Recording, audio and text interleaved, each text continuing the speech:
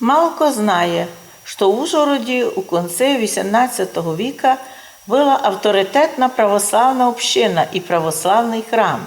Що то був за храм, де він тепер є і чому завто історики мовчать? Історики при Австро-Венгрії, при большевиках СССР, при нинішній Україні дуже похожі. Знаєте чим? Обладають перепужені самоцензуром. Тобто вони ніколи не напишуть повну правду. Смертельно перепужені, але пишуть лише то, про що можеш писати. А вони вже знають, що можеш писати, а що не можеш писати. Така ситуація в Америці, така ситуація в Європі. Ніхто в Європі не перейде границю. Там чітко сказано, а от це не можеш казати. В результаті говорити про якусь там свободу не є смисла. Просто не є смисла говорити. Є труди, котрі такі пробели вони заповнили. Правда, їх не вважають за достовірних, їх часто переслідують. Між ними дослідник історик нашого краю Валерій Разгулов, котрого знаходимо інформацію про православних Ужгорода у 18-20 віках. Хтось скаже, що упоминання за православний храм в Ужгороді у самий розцвіт Мукачівської уніатської греко-католицької єпархії в кінці 18 століття, як ви споминаєте, може виглядіти як якась сенсація. Да, як сенсація кому? Самим же уніатам, простим людям, від котрих скривають подлинну історію. Причому матеріали про це розміщені в соцсетях, але вони несуть інтересні для многих людей, які втратили основання історії і живуть тільки казками, котрі їм дають на кожен день офіційні історики, офіційні журналісти і прочее, і прочее. Власть австро-мадярська толкувала русинам вже православні, лем серби і болгари. Вони туди прийшли, а ми русини уніяти. Дослідники же в один голос утверждають, без сомнения, храм православный принадлежал и местным русинам. Ведь даже добавляя Разгулов, что и многие из мадярів были православні. Тим більше же священниками цього храма були лем, или в основному русини-карпатороси. Так називалася православна церква в Ужгороді, построєна в кінці 18 віка, котру пак преднаміренно купила в 1900 годі греко-католицька єпархія. Ця православна церква принадлежить уже нині чину Васильян. На місці же домов православного священника, дяка і церковника була за півроку наскоро застроєна така трьохетажна будова здання інтерната Васильян. Як знаємо, на Карпатській Русі повним ходом починалися повсемісно возврат русинів із унії православ'я. То були не кимось організовані, а самим народом були возглавлені цього движення, не духовники, іменно прості люди ставали тими лідерами возрождення православ'я, особливо під влиянням русинів, які вернулися з Америки. Напоминаємо, з Америки нам принесли православ'я многі, прийнявши там православ'я. От чому унія спішила активізувати місійну роботу, аби тормозити той природній все-таки процес возвращення русинів у прадідівську віру. Православна греческа церковна община організувалася в Ужгороді у 1740-х годах. Значить, тоді, коли церковна унія карпаторуських православних була вже заключена, і мукачівським епископом був Михайло Льшовський, потім Іоанн Брадач. І канонізація греко-католицької єпархії була якби усилена тоді уже при епископі Андрію Бачинському унія у нашому краю, котрий правив у началі вже 19 віка. Ясно, що в часи, коли Балкани завоювали турки, много православних болгар і сербів, македонян переселялися на Верхнє Потисся. Ну, звісно, на Мадярщину, але сліди таких переселенців маємо днесь у назвах русинських сел, особливо на Тячівщині. Там є прямо 4 села, котрі повністю совпадають з назвами болгарських і сербських поселень. Дійсно, в началі 18 віка ті слав'янські греческі торговці оставили Македонію, котру завоювала Турція, і часть з них, тих торговців, переселилися по різним городах Мадяріщини. В оригіналі поминається Мадярія, автор пише так. І не на юзі, но й на сівері так появилися ці православні колоністи в Мішкальці, Токаї, а потім і в Ужгороді. В Ужгороді отличалися вони як опитні, хороші торговці, особливо шерстю. Ведь ужгородська жупа, особливо її руські частували і частю отличалися тоді розвитим овцеводством.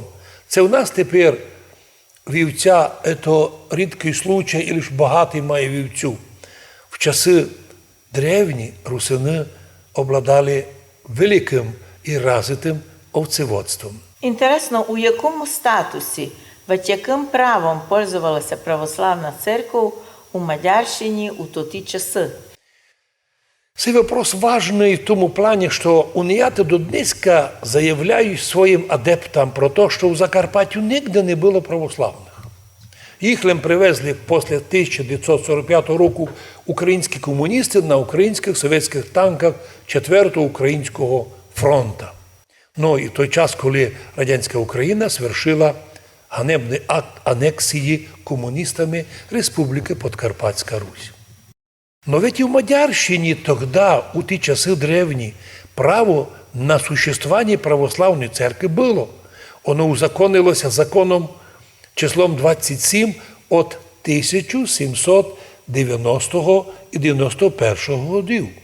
То єсть, як могли привести православ'я комуністи у 18 віці, коли їх взагалі туди ще й не було. А коли уніяти силу зазнали і заганяли більших русинов в унію, то коли прийшли в Ужгород і на Подкарпатську Русь православні колоністи із Балкан і з Європи, то тут і в Ужгороді вони встрітилися не так легко, а з супротивом римокатоликів і навіть місних грек-католиків. Споминається, маємо один документ, у котрому мукачівський єпископ Ян Брадач обратився к королівському намесничеству в Будені, Будапешті, з прошенням, цитую, «об'язати не лише уніятів, но й православних колоністів платити уніятському ієрарху церковну дань, податки, так як помещикові Цибаринові».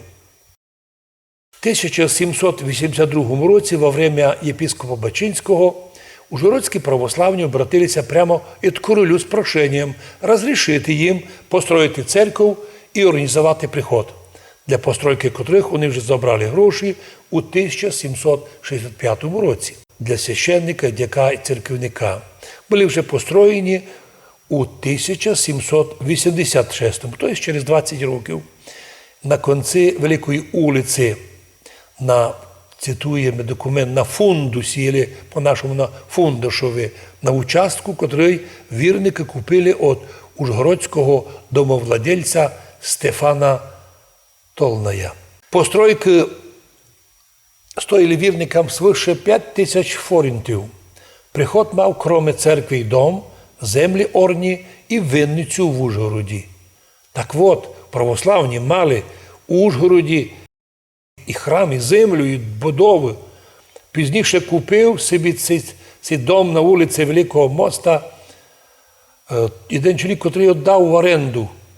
От тут, у центрі Ужгорода, паралельно з Капітульною вулицею, создавався православний приход у сусідстві із замком, куди вела вулиця Бархатна, Боршонь, нині вулиця Учительської семінарії. Де от нині вчительська семінарія, там був колись красивий сад доктора Яна Чурговича до 1885 року. І от як нам важно знати, що православ'я завжди в Ужгороді було, но так все ставало, що чужі колоністи православні моглися насмілити бути православними, а от місцеві русини терпіли ужасніші репресії, гонення і фактично публічні штрафи за одно бажання перейти із унії у православ'я. Це мож був знати, ко був перший священник у тому храмі? У документах читаємо, що перший священник тої временної дерев'яної церкви був ще до постройки кам'яної церкви отець Коста.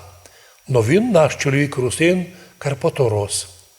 У 18 віці вірниками були, звісно, торговці, греки, серби, но в основному карпаторуські наші.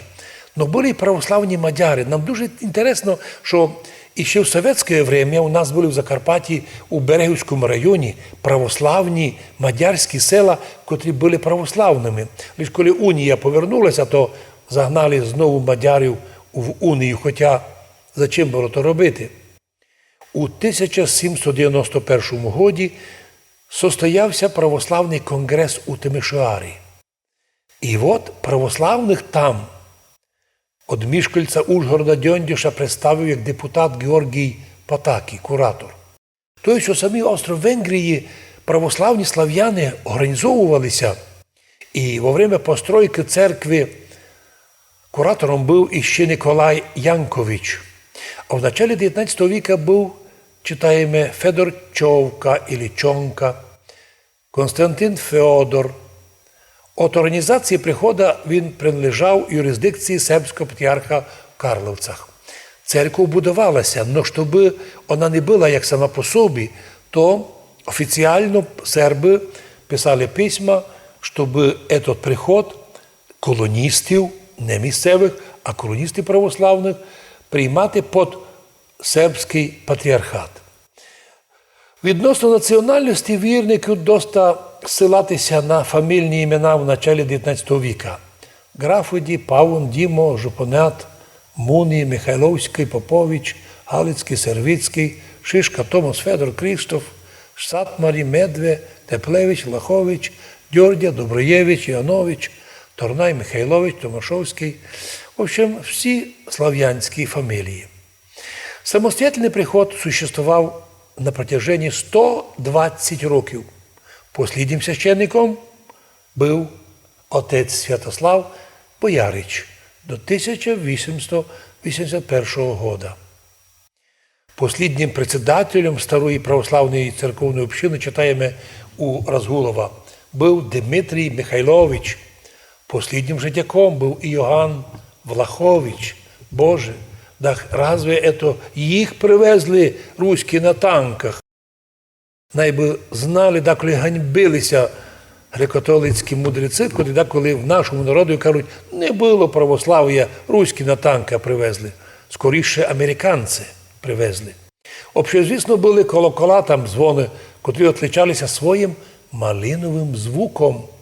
Самі великі малий дзвони колокол отлиті були в Ужгороді хорошим майстром Георгієм Лазарем. Середній цінний колокол був привезений із Венеції. Напір вспомнимо, яка була уровні, технологічно Ужгород був розвитий, що виливали в Ужгороді дзвони. Який нині Ужгород відсталий, коли ані одного дзвоника не може сам тепер вилити. Та де наша прогрес великий? Під Ужгородом у мадярських селах виливали дзвони, наповнялися ціла область дзвонами, привозили з Америки дзвони, но й свої виливали. А нині десь на Волині виливають дзвони, но такі, що б'ють так, як у шину. Віра православна оставалася в Ужгороді, не взирає ні на які гонення, репресії, вплоть до того, що, думаю, сотні людей були підпільно православні.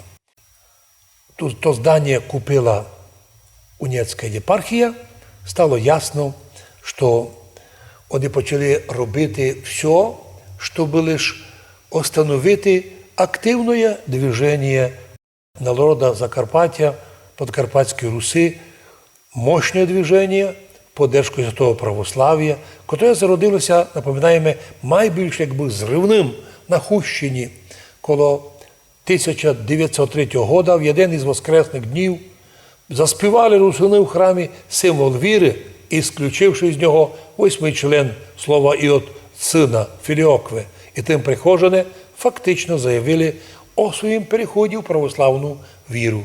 З цього моменту почалися многочисленні страдання жителів того села аж до розвала Австро-Венгрії. І хоча в Австро-Венгрії по Конституції була обезпечена за кожним чоловіком повна релігійна свобода, однак у житті ліберальний принцип віротерпимості не примінявся к православним русинам. Можна було переходити з християнства навіть у іудейство, і навіть наоборот, но тільки не в православ'я. Об'яснялося тим, що католицька і греко-католицька церкви мали статус державної государственної конфесії, котрі всіма силами препятствували розпространенню православ'я, а потому ізянські активісти, прості люди у Петиках і у Гуньках, Яким Вакаров, Василь Кемень, Макар Плиска, Максим Плиска, Василь Лазар у день великомученика Георгія організували опрос односельчан поддержку православ'я. Його результати були впечатляючі. Більше 900 ізян заявили о своєму виході із Унії. І це було достатньо, щоб тогдашня держава, власть і державна релігія Унія возбудили уголовне діло о государственной измене против людей русинов, простих русинов. Так много з них потерпіло в гоненнях, в арестах, були в суді. Був перший позорний Марамор-Сігетський процес, антирусинський, антиправославний. Слухалося діло тих людей, котрі були приговорені 14 місяцям тюремного заключення і к великим штрафам. Власти робили все можливе, аби запудити місне русинське населення і не допустити у село православного священника. Но, однако, що б не робили тогдашні власти, сам процес остановити вже їм не вдавалося. Русини активно верталися у святоє православ'я.